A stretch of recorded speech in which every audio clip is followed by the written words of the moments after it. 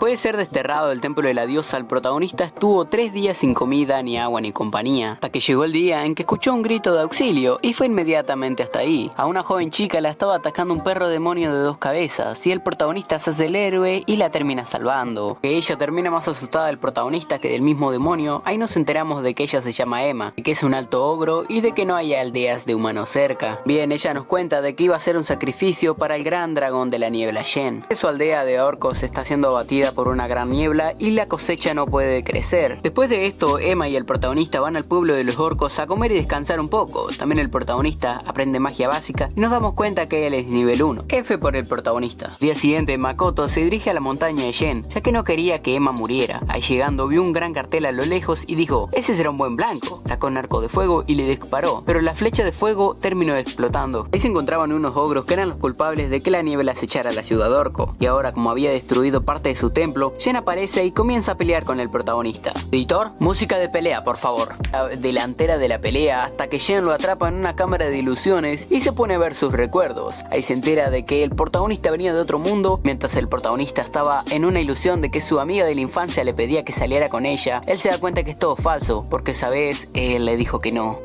¡La puta que me parió! ¡La puta que me parió! Pero después de eso se termina liberando, y es ahí cuando la dragona le dice de hacer un pacto, ya que se había encariñado con los recuerdos de Makoto. En ese entonces hacen un pacto, pero como es tan fuerte tienen que hacerlo 80-20, y la dragona Shen se termina convirtiendo en un humano también. Así Shen toma forma humana y comienza su aventura con el protagonista.